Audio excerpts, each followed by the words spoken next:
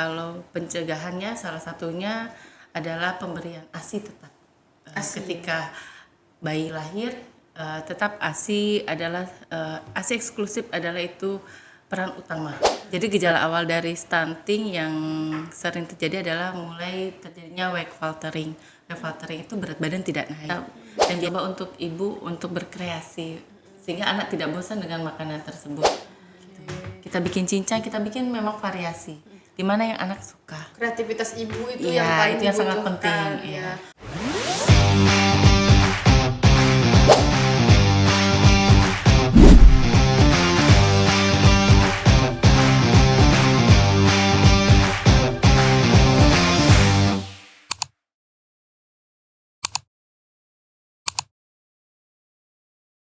Halo, assalamualaikum warahmatullahi wabarakatuh. Kembali bertemu di Bangga Podcast bersama saya Mimi Kentri, podcaster DPPKB Kabupaten Tangerang. Kalau episode sebelumnya kita bahas tentang kehamilan, hari ini kita akan bahas tentang urgensi kesehatan anak pada usia 2 tahun atau bayi di bawah 2 tahun. Nah, untuk informasi terkait itu, saya hari ini sudah kedatangan kembali dokter yang episode beberapa minggu lalu ketemu ya Dokter Dea, Dokter Infra. Selamat siang, Dokter. Selamat siang Mbak Mimi. Sehat hari ini ya? Alhamdulillah sehat. Tetap fit meskipun kayaknya cuaca hujan. Tadi kehujanan nggak kira-kira datang ke sini? Alhamdulillah enggak, sudah dipayungi dengan jas hujan. Wah, aku kira dipayungi dengan kehangatan. Oke. Berhubung kita pernah kenalan dokter ya, minggu lalu kita udah kenalan kalau Dokter Infra adalah dokter spesialis anak. Nah, nanti kita hari ini akan bahas tentang kesehatan anak di usia 2 tahun untuk pencegahan stunting. Masih terkait stunting, Dok ya. Dokter, kalau kita bicara anak di bawah 2 tahun, memang seperti apa sih biasanya anak-anak dengan pertumbuhan seperti apa, kemudian pencegahan stunting di umur ini tuh pentingnya apa? Karena kan biasanya ada bahasa 1000 hari pertama dan lain sebagainya. Boleh dijelaskan, Dokter? Jadi kita ketahui bahwa 1000 hari pertama kelahiran itu pasien mengalami progresif baik secara pertumbuhan dan perkembangan, baik itu perkembangan otak, biasanya dia akan 80% lebih, ukurannya akan lebih besar dibandingkan dengan dewasa. Kemudian untuk mencegah terjadinya stunting, kita butuhkan untuk nutrisi yang lebih baik dan lebih sehat dan bergizi, terutama itu. Berarti Bu, kalau kita bicara umur ya, anak 2 tahun itu selain dari anak di bawah 2 tahun, umur berapa paling krusial untuk mencegah stunting paling penting?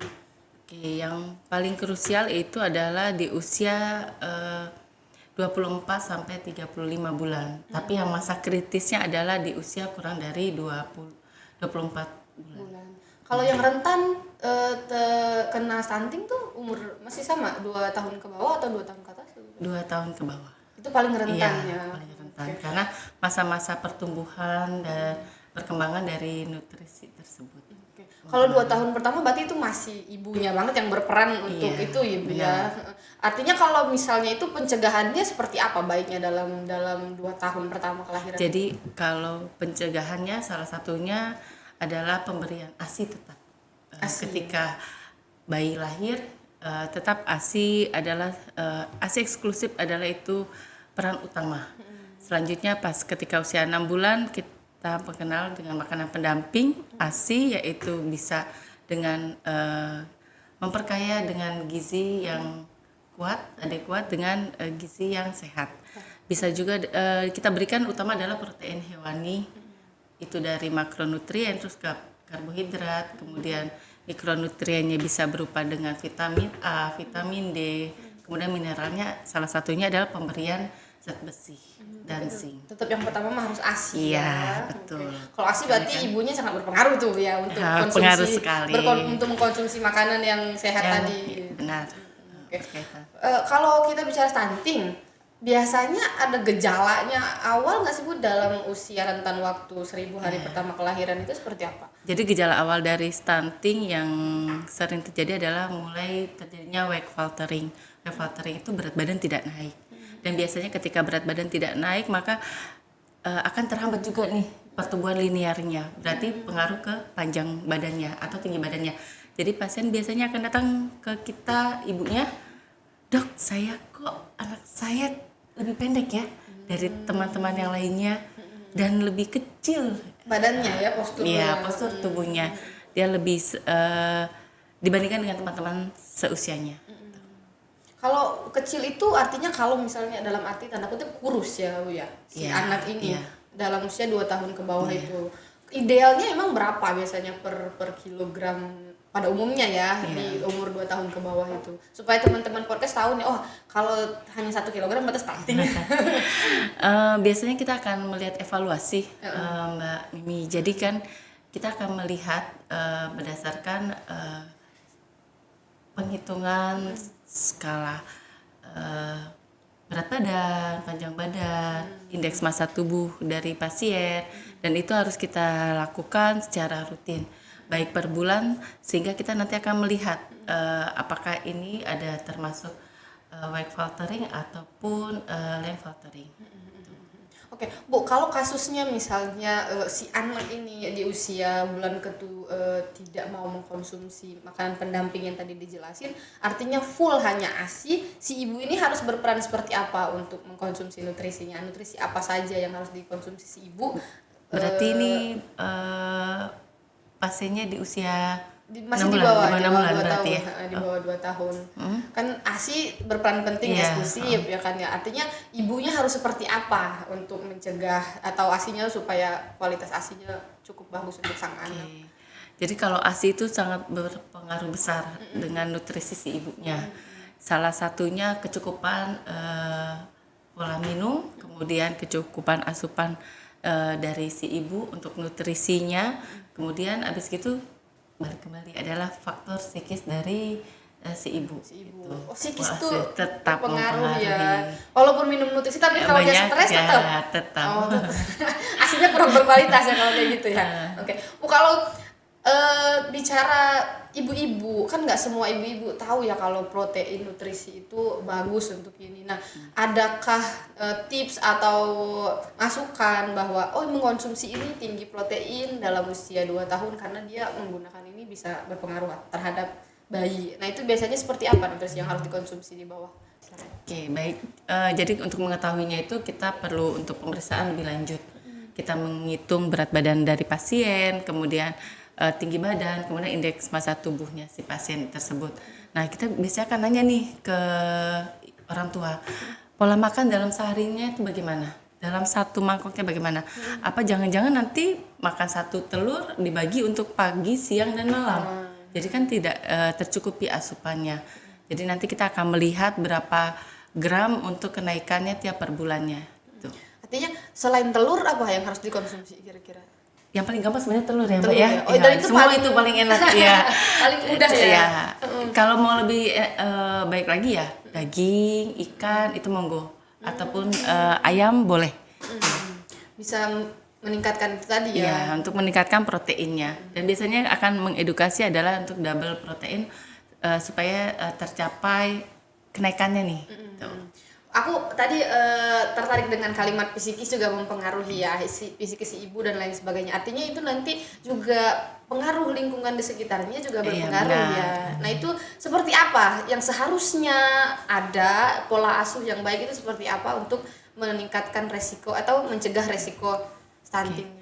Jadi kalau pola asuh yang sebaiknya pada ibu yang sedang menyusui itu adalah kita harus mengetahui pola asuh satu dari faktor lingkungan, termasuk dari pasangan dan keluarga yang mendukung adanya ASI. Kemudian pola asuh dari pola makanannya dari si ibu tersebut untuk supaya ASInya bisa lancar dan bergizi. Berarti dua itu berpengaruh ya. Iya. Kalau pola asuh yang tadi melibatkan keluarga itu biasanya seperti apa case yang biasa terjadi di masyarakat, dokter? Baik, yang pola asuh terhadap di lingkungan yang banyak saat ini adalah biasanya pola asuh yang dengan anak itu harus kudu mau makan gitu. Oh, jadi kalau dipaksa itu salah sebenarnya, Itu dok? sebenarnya tidak boleh. Jadi harus memang ada waktu. Jadi kalau misalkan sudah kurang lebih 30 menit tidak habis, oh ya sudah, berarti sudahi, ajak benar-benar anak itu dibuat untuk happy ketika makan. Kemudian tidak ada paksaan ataupun tekanan dari orang tua ataupun ya mungkin ada keluarga nenek atau kakek yang Kerabat ikut ya. Yang ikut memaksa anak Iya. untuk makan. Oke teman-teman podcast, berarti yang biasa maksa anak makan itu nggak boleh nih kata dokter ya. Kalau misalnya selang 30 menit ternyata sudah bayi tidak mau makan dan dilihat memang anak sudah lebih senang bermain yang lain, berarti disudahi.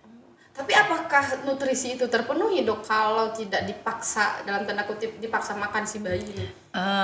Biasanya saya akan edukasi bagaimana untuk pola makannya. Biasanya saya akan, ayo hari ini kita mau makan apa?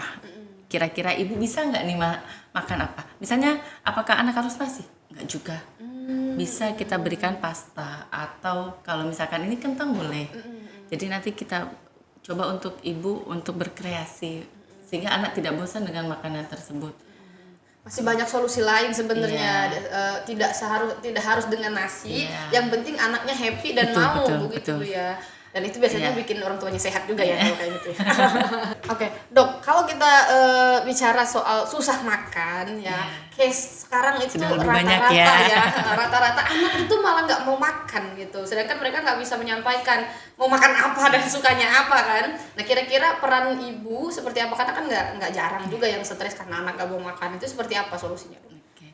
Mungkin untuk para orang tua ya, terutama ibunya, tetap semangat harus bisa membujuk anaknya. Dalam arti kita pendekatan dulu ke anak. Jangan yang dibuat, aduh anak ini saya harus mau makan, harus makan nggak stres gitu gitu. ya. Ya, ada stres. Tapi buatlah happy anak gitu. Bukan berarti nanti kasih gadget ya. Oh gitu ya, nggak Kasih boleh gadget, ya? kasih mainan. Oh itu enggak. Itu yang ada salah itu. Jadi kita harus pendekatan ke anak. Kira-kira anak saya ini lebih suka apa? Lebih senang makanannya apa? Kita atur olah makannya di situ. Misalnya anak saya lebih suka telur. Oke. Telurnya mungkin bisa digabung dengan daging, bisa? Bisa mau? Oke. Kita bikin telur dadar pakai daging atau kita buat seperti martabak. Itu kan lumayan enak. Jadi kulit kita isi dengan telur dengan campuran daging ataupun udang. Tuh. Ditambah sayuran. Misalnya anak ini saya nggak suka dok, anak saya nih brokoli, cuman hanya sukanya wortel. Kita bikin cincang.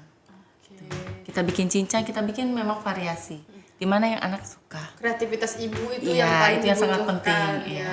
Oke, tapi kalau case-nya ternyata ibunya udah stres duluan tuh, nah gimana tuh dokter? Biasanya kan kadang ada aja tuh ya, udah dibikinin ini salah, Masih nggak mau, ini juga dibikinin nggak ini mau. juga nggak mau. Kadang itu udah bikin mental, kalau bahasa sekarang mental health tak kena tuh ya kan. Nah, tuh gimana Oke. tuh dokter? Biasanya ada satu sisi anak yang memang dia suka. Dan saya biasanya akan pendekatan secara personal ke orang tua. Saya akan tanyakan, biasanya minum susunya berapa ya? Jangan-jangan dia udah kenyang sama minum susu. Makanya susunya dikurangin Iya. gitu ya. Oke. Jangan-jangan minumnya susunya sudah keburu kenyang dulu. Atau kayak kemarin kasus, air putihnya lebih banyak dibandingin minumnya. Susunya. Ya. Kemudian akhirnya ya pendekatan ke orang tuanya. Berapa cc kira-kira adik minum? Kemudian itu dari air putih. Kemudian dari yang selain air putih seperti susu ataupun jus berapa cc. Tuh. Jadi nanti saya akan biasa hitung takar potongan kira-kira daging berapa atau udang berapa. Kemudian satu telur setidaknya itu kudu wajib. Harus ada itu ya. Iya. Kalau nggak mau juga atau alergi kita cari tahu dia suka di mana. Kalau misalkan dia suka ternyata ayam, kita buat filet. Atau kita buat kalau zaman kekinian sekarang kan ada tuh yang kulit ayam garing. Iya.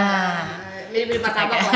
Mirip martabak. Seperti itu. Oke, Bu, kalau kita lokusnya ke ibunya, kalau tadi itu lokusnya ke sang anak ya. Kalau ternyata solusinya udah ibunya udah healing gitu, biar dia semangat tetap masaknya di pegunungan, itu ngaruh nggak sih kayak gitu? Maksudnya di alam bawah sadar biar tetap semangat itu apa saja yang harus dilakukan sama ibu itu? Sebenarnya kalau untuk ibunya lebih mengenal untuk anaknya. Tetap Harus anaknya, tetap ya. ya. Mau tak mau harus tetap dengan Untuk mengenal pengenalan ke anaknya, anak. iya. Oh, oke. Itu dia sobat bangga ya. Kalau anak nggak boleh nggak mau makan, jangan Mau dipaksa makan ya. tetap. Tadi yang poin yang Iya. pertama itu. Kemudian Satu harus lagi tetap jangan semangat. lupa tidak boleh pakai gadget. Oh iya. Tidak boleh pakai gadget. Mengalihkan nih. Berarti kalau dialihkan malah lebih sering nggak mau makan, apa gimana dok? Pada akhirnya nanti dia dengan cara saya makan akhirnya gadget Oh, jadi kebutuhannya. Sedangkan screen time pada anak tidak dari rekomendasi IDAI juga ada waktunya. Oke, kalau tadi kita bahas pola asuh, kemudian nutrisi, ya semoga nanti informasi dan literasi yang diberikan dokter bisa bermanfaat buat teman-teman. Amin. Untuk menutup episode kali ini ada pesan dan kesan, terutama untuk keluarga yang mempunyai bayi di bawah 2 tahun, silakan. Oke, baik. Jadi pesannya terutama kepada orang tua, tetap ASI eksklusif adalah yang utama, yang terpenting pada ketika anak lahir. Tuh, ketika lahir 6 bulan, kemudian kita sudah selesai 6 bulan, kita akan melakukan yang namanya MPASI atau makan pendamping ASI dengan melihat dari nutrisinya, gizinya harus baik, kemudian harus bersih ya. Tuh. Jadi bisa dicerna dengan maksimal oleh tubuh. Kemudian selain itu pola asuh, kembali lagi pola asuh dengan keluarga itu harus butuh perhatian, termasuk kasih sayang dari keluarga. Kemudian jangan lupa untuk melakukan imunisasi untuk mencegah terjadinya stunting. Oke. Pertanyaan terakhir sebagai warga Kabupaten Tangerang yang belum menikah ya Bu ya. Biasanya kalau anak nggak makan kan itu case yang paling sering terjadi di masyarakat. Seandainya nanti ternyata si anak tetap tidak mau makan berhari-hari, misal katakanlah dari pagi sampai sore, dan tidak tahu nih makanan apa yang mestinya dia makan. Nah itu pola asuhnya mestinya seperti apa sang ibu? Sebenarnya oke, baik. Jadi pola asuh anak ketika anak saya ini nggak mau makan, sudah berapa hari, pendekatan dulu. Pendekatan si anak dulu. Terakhir kemarin makan apa sih? Dia maunya kegemarannya apa? Itu yang kita gali lebih dalam. Oh, anak lebih suka makan daging, maka kita akan sediakan daging. Otak-atik nih si dagingnya ini mau diapakan, gitu. Tapi yang lebih gampang memang telur. Emang telur ya? Iya. Tuh, sahabat podcast. Di warung banyak tuh ya. Telur supaya lebih mudah dan lebih murah dan lebih terjangkau. Dan itu mencegah stunting tentunya ya Bu ya. Oke. Baik, luar biasa banyak informasi dan edukasi yang sudah disampaikan dokter anak pada episode kali ini. Semoga nanti kita ketemu lagi ya Bu di episode selanjutnya. Baik, terima kasih Sobat Bangga. Sampai ketemu di episode selanjutnya. Saya Mimi Katri. Dan saya Dr. Infra, spesialis anak. Assalamualaikum warahmatullahi wabarakatuh. Kabupaten Tangerang semakin gemilang.